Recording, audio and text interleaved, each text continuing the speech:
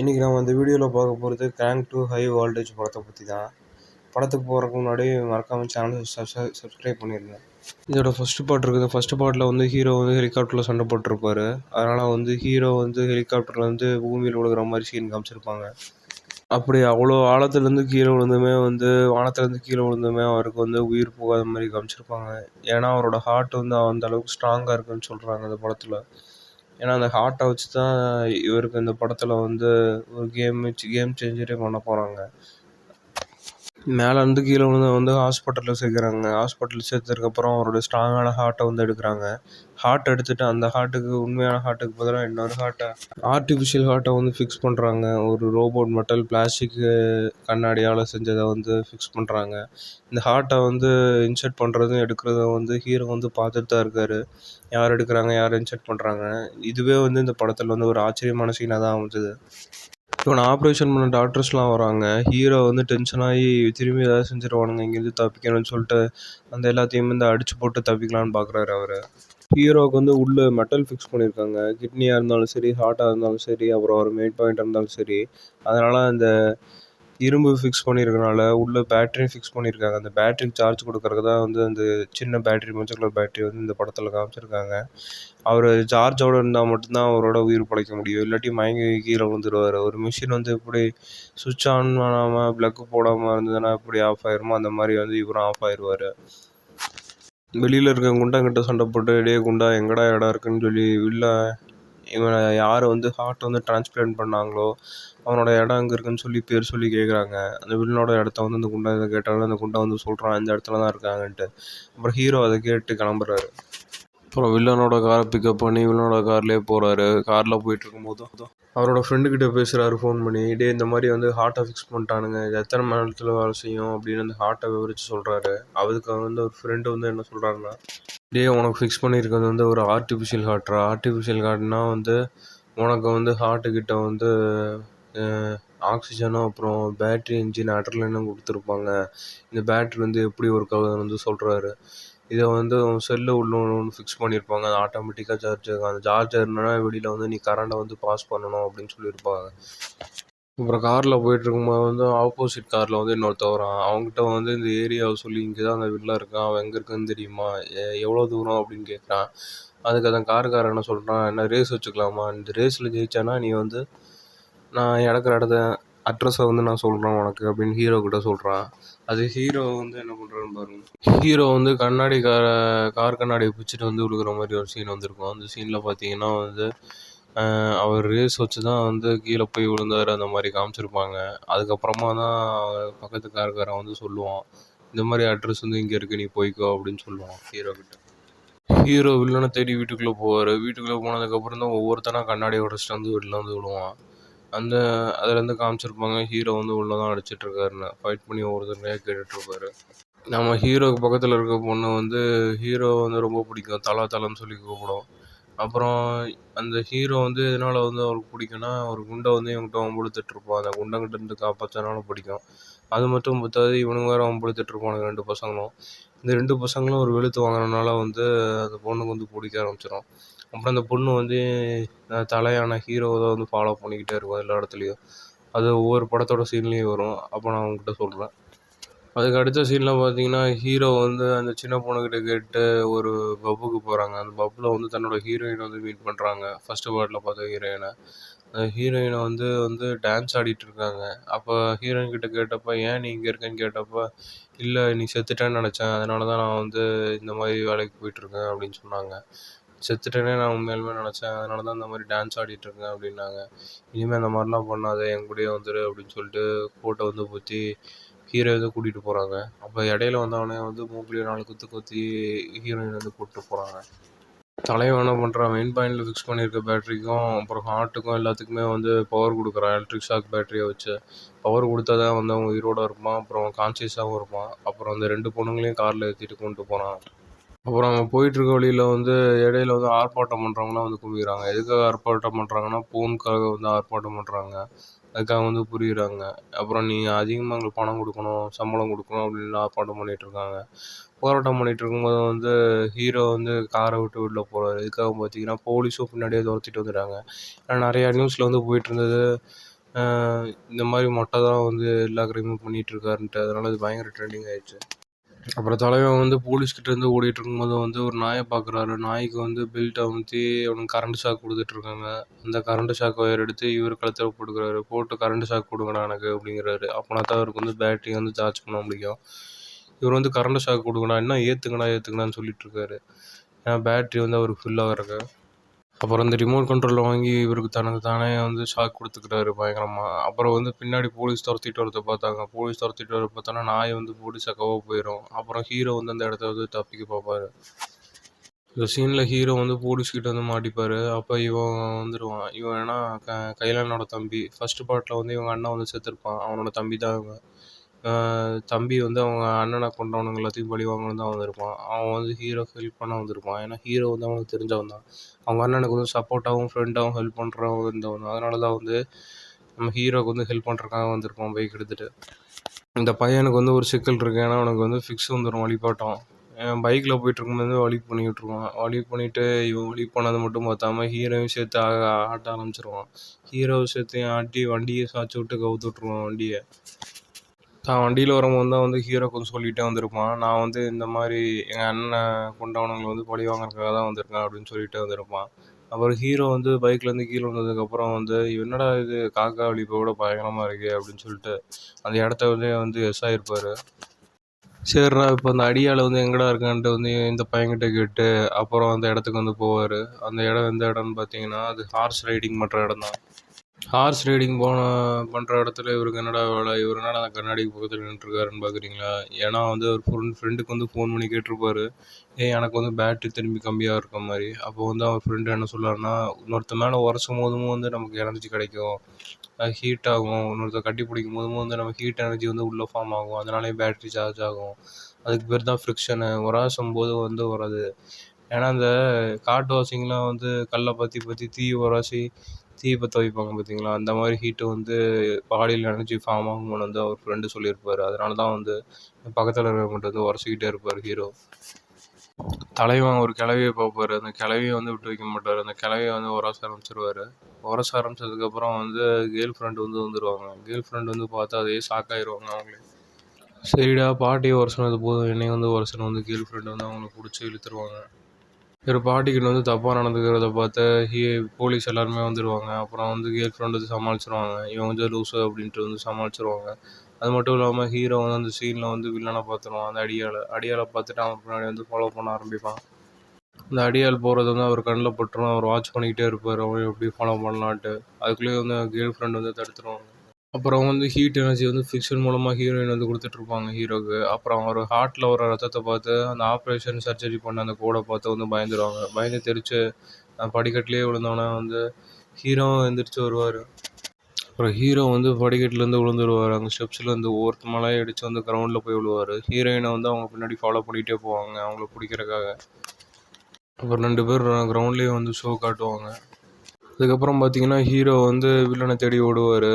வில்லனை வந்து மேலே ஸ்டேஜில் பார்த்துருவார். ஹீரோ கிரவுண்டில் இருக்கும்போது வில்லனை தேடி ஓடிட்டுருப்பார்.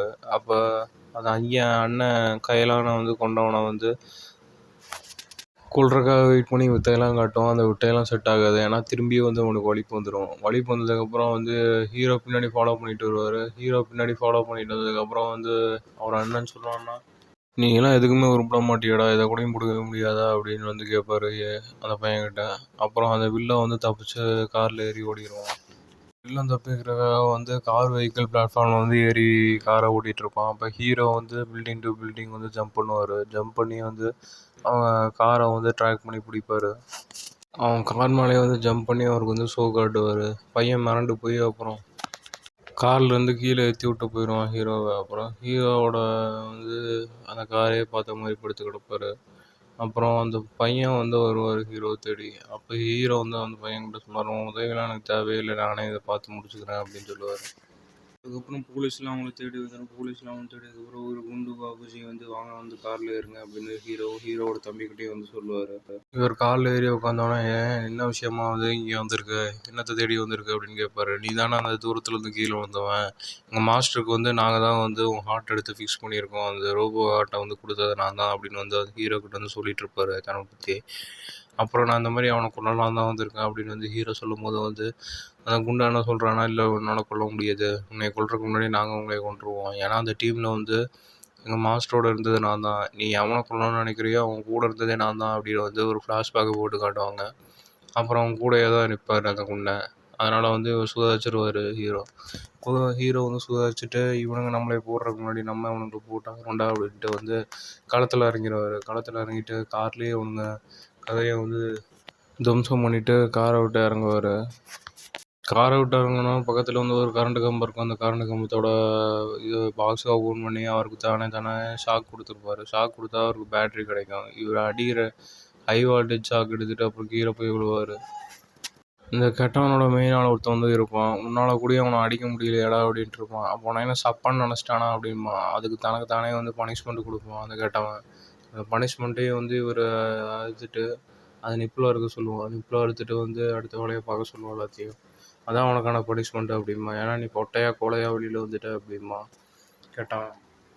அந்த பையன் வந்து தன்னோட அண்ணனுங்களோட வேலை செஞ்ச பார்ட்னர்ஸ் ஃப்ரெண்ட்ஸுக்கு வந்து ஃபோன் பண்ணுறான் பப்பில் இருக்கவங்ககிட்ட.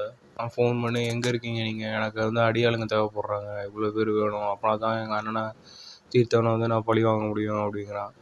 சொன்னோன்னா இவ்வளோ ஆளுங்களையும் வந்து நீங்கள் கூட்டிகிட்டு வந்துடுங்க, அப்படின்னா தான் நான் வந்து போட்டு தர்றதுக்கு வந்து எனக்கு வந்து வசதியாக இருக்கும் அப்படின்னு வந்து அவன் அண்ணனோட ஃப்ரெண்டுக்கிட்ட வந்து சொல்லிகிட்டு இருக்கான். நீ எங்கடா போன, என்ன இவ்வளோ நாள் காணோம், வா எங்கள் பப்பு வா அப்படின்னு வந்து அந்த எதிரி வந்து சொல்லிகிட்டு இருக்கான். அதாவது அவங்க அண்ணனோட ஃப்ரெண்டு வந்து சொல்லிகிட்டு இருக்கான் அந்த பையன்கிட்ட. ஹீரோவுக்கு வந்து ஒரு ஆம்புலன்ஸ் கிடச்சிது. அந்த ஆம்புலன்ஸில் ஏறி வந்து அங்கே இருக்க நர்ஸுக்கிட்ட வந்து சொல்கிறாரு, டே இந்த மாதிரி வந்து எனக்கு பேட்ரி வந்து சார்ஜ் ஆகணும், உள்ளே வந்து பேட்ரி ஃபிக்ஸ் பண்ணியிருக்காங்க, சார்ஜ் ஏற்றுறதுக்காக வந்து எலக்ட்ரிக் ஷாக் எக்யூப்மெண்ட் வந்து கொண்டு வா அப்படின்னு சொல்கிறாரு. அவனும் அதுபடி கேட்டு நடக்கிறான். அப்போ இவரும் வந்து சார்ஜ் போடுறதுக்கு வந்து ரெடி ஆகுறாரு, சட்டையெல்லாம் கழட்டி கண்ணை வச்சு மிரட்டி. அப்புறம் அங்கே வந்து ஒரு பேஷண்ட் வந்து அட்மிட் ஆகிருக்கான். அட்மிட் ஆன பேஷண்ட் வந்து இவர் போட்டு தரணும் தான். அவர் வந்து சொல்கிறாரு, இல்லைடா இவன் பிழைக்க மாட்டான் செத்துருவான் அப்படிங்கிறாரு. அதேமாதிரி அந்த அவனும் செத்துடுறான். செத்ததுக்கப்புறம் வந்து இவரோட ப்ராசஸ் வந்து ஆரம்பிக்கிறாரு, பேட்டரி எனர்ஜி கொடுக்குறத. போலீஸ் அவனை துரத்திட்டு வரது தெரிஞ்சு ஹீரோ வந்து ஹாஸ்பிட்டலுக்குள்ளே போகிறாரு. ஹாஸ்பிட்டலில் போய் ஹாஸ்பிட்டலில் இருக்க அந்த பேஷண்ட்டோட ட்ரெஸ் வந்து போட்டுக்கிறாரு. போட்டு வந்து அங்கே இருக்க நர்ஸை வந்து மிரட்டுறாரு. அப்புறம் அதுக்கடுத்த சீனில் பார்த்தீங்கன்னா வந்து சின்ன வயசில் நடந்ததை வந்து எக்ஸ்பிளைன் பண்ணிகிட்டு இருக்காங்க, ஹீரோவோட சின்ன வயசு. இன்னொரு டாக்டரும் அப்புறம் இன்னொருத்தவங்களோட மேடமும் ஓனரும் வந்து டிஸ்கஸ் பண்ணிகிட்டு இருக்காங்க. ஹீரோ வந்து வில்லனை தேடி டிரான்ஸ்ஃபார்மர் இடத்துக்கு வந்து போகிறாரு. அப்புறம் மின் சப்ளை இடத்துக்கு போனோன்னா வந்து தனக்கு தானே வந்து ஹை வால்டேஜ் கொடுத்து பவர் ஏற்றிக்கிறாரு. அப்புறம் வந்து வில்லனை வர பார்த்துட்டாரு அந்த அடியால். அவனை வந்து போட்டு தள்ளலான்னு வந்து வெறியோட இருக்கார் ஹீரோ. அவர் வந்து மொத்த எனர்ஜி எவ்வளோ எனர்ஜி எடுக்க முடியுமோ அவ்வளோ எனர்ஜியை வந்து அவரோட பாடிக்கு வந்து ட்ரான்ஸ்ஃபார்ம் பண்ணிகிட்டு இருக்காரு. எலக்ட்ரிசிட்டி பவர் எடுக்கிற சீனை வந்து கிராஃபிக்ஸ் வேறு லெவலில் பண்ணியிருப்பாங்க. ஃபுல் எனர்ஜியை வந்து இவருக்கு சப்ளை ஆகிற மாதிரியே காமிச்சிருப்பாங்க இந்த சீனில். அப்புறம் வந்து இவரோட எதிரியை வந்து அடிக்க போவார். அதை வந்து ஒரு டைனோசர் ஃபைட்டு, ஒரு காட்சிலா வர்சஸ் கிங் காங் ஃபைட்டாட்டம் வந்து காமிச்சிருப்பாங்க. காட்சிலா வர்சஸ் கிங் காங் ஃபைட்டில் வர மாதிரி பெரிய பெரிய ஒருவங்க வந்து ஃபைட் பண்ணிக்கிற மாதிரியே வந்து காமிச்சிருப்பாங்க. அதனால் வந்து இது பார்க்குறக்கு வந்து நல்லாவே இதாக இருந்தது, கொஞ்சம் டிஃப்ரெண்ட்டாக யோசிச்சிருக்காங்க.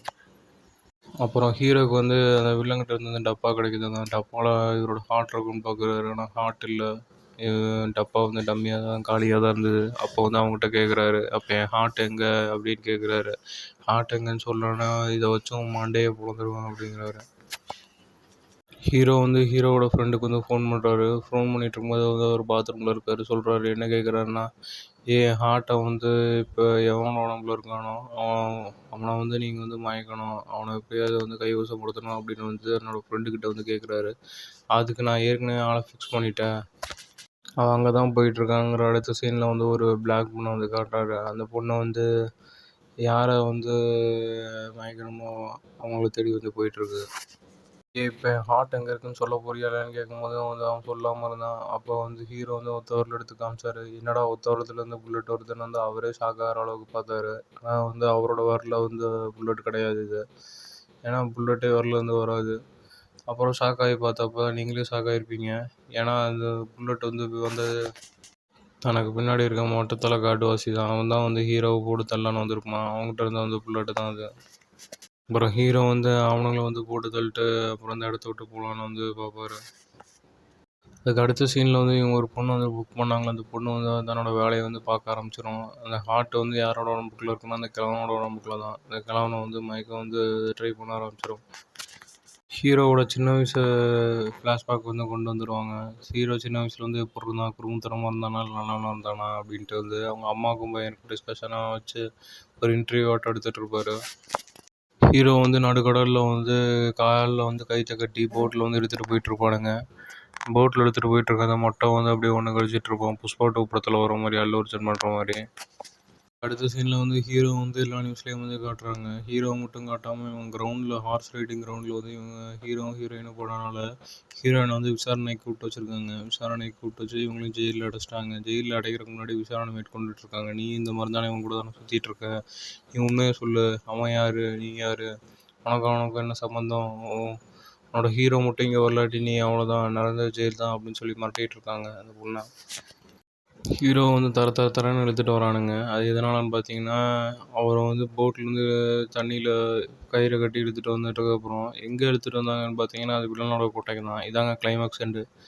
வில்லனோட கோட்டைக்கு வந்து ஹீரோ வந்து இழுத்துட்டு வந்துட்டாரு. அவர் முன்னாடி வந்து இந்த அடியாளுங்க வந்து ஹீரோ வந்து நிற்க வைப்பாரு.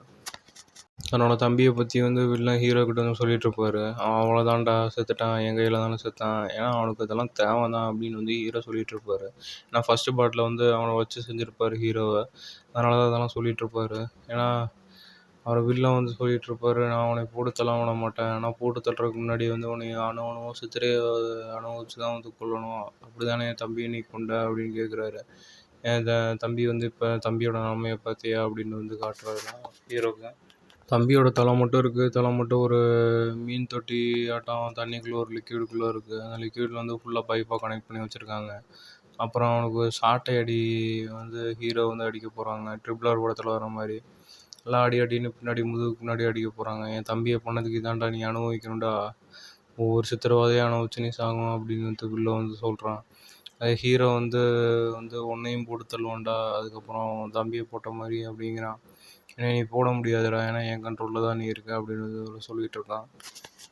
என் அடி வாங்குறத பார்த்து என் தம்பி வந்து சந்தோஷப்படணும்டா, என் தம்பி வந்து ரசிக்கணும்டான்னு சொல்லிட்டு ஹீரோ வந்து அடின்னு அடிக்கிறான் சாட்டையை வச்சு. ஹீரோ வந்து சாட்டையில் அடிச்சிட்டு இருக்கும்போது வந்து அந்த சின்ன பையன் ஃபோன் பண்ணால, அதான் அவங்க அண்ணன் செத்துட்டான் கையிலான, அவனோட தம்பி வந்து ஃபோன் பண்ணி பப்போட ஆளுங்களை வர சொல்லியிருப்பான். அந்த பப்போட ஆளுங்களும் வந்து அவன் இடத்துக்கு வந்து வந்திருப்பான் அவனை போட்டு தட்டுறதுக்கு இல்லைனா. அப்புறம் ஹீரோ வந்து ஓரளவுக்கு சுதாரிச்சு வந்து சந்தோஷமாயிடுவார். அவனுங்க துப்பாக்கி எடுத்து நீட்ட ஆரம்பிச்சிருவானுங்க. இவங்க வந்தது மட்டும் பார்த்தாம அந்த ஒல்லி குச்சியோட தம்பியோட கேங்ஸும் வந்திருப்பானுங்க எல்லாருமே கூட்டமாக. அதனால் வந்து வசமாக மாட்டிக்கணும்டா அப்படின்ட்டு வந்து வில்லன் பார்த்துட்ருப்பான். ஹீரோ வந்து இதான் நமக்கு கிடச்ச சரியான சந்தர்ப்பம்னு வந்து சந்தர்ப்பத்தை யூஸ் பண்ணி அவனை எப்படி போட்டு தரலான்னு பார்த்துட்ருப்பாரு. அதான் நீ செத்துட்டலடா, அப்புறம் ஏன்டா மண்டையை மட்டும் அந்த தண்ணி இதுக்குள்ளே சொல்லி எப்பட்றா சுருடா வாழுவ, நீ பேசாமல் அதுக்கு ஒரேடியாக செத்துடலாமேன்னு சொல்லி துப்பி அந்த மண்டையை வந்து அவர் தண்ணியில் தூக்கி வீசுறாரு. இன்னமும் நீ செத்ததுக்கப்புறமும் திருந்தலையாடா சரி ஒரு தலையோட அப்படின்ட்டு வந்து அந்த அந்த வில்லங்கிட்ட வந்து சொல்லிட்டு இருப்பாரு. ஹீரோ வந்து டிரான்ஸ்ஃபார்மர் மேலே ஏறி வந்து தனக்கு தானே வந்து பேட்டரி சார்ஜ் பவர் கொடுக்குறாரு. பவர் கொடுத்துட்டு வந்து அங்கேருந்து பறகுறாரு. ஹீரோ வந்து பறந்து வந்து விழுந்து அந்த வில்லனை வந்து அடிச்சிட்ருக்காரு பயங்கரமாக. துப்பாக்கி குண்டு கூட வீசாமல், கத்தியிலையும் வீசாமல், சும்மா கையிலே வந்து காம்பத் ஃபைட் அடிக்கிறாரு. அவ்வளோ வெறியோடு அடிக்கிறாரு, உடம்புல வந்து தீ பற்ற. ஹீரோ வந்து வில்லனை அடித்து தண்ணியில் வீசிடுறாரு. தண்ணியில் வீசினதுக்கப்புறம் அடுத்த சீன் என்ன காட்டுறாங்கன்னா, ஹீரோவுக்கு வந்து உடம்பு ஃபுல்லாக வந்து பேண்டேஜ் கட்டு கொடுத்து அவருக்கு வந்து எலக்ட்ரிக் ஷாக் கொடுத்து அவர் பேட்டரியை சார்ஜ் பண்ணி திரும்பி உயிர் வர வைக்க பார்க்குறாங்க. உயிர் வர பார்த்ததுக்கப்புறம் வந்து அவங்க ஹீரோயினை வந்து பார்க்குறாங்க.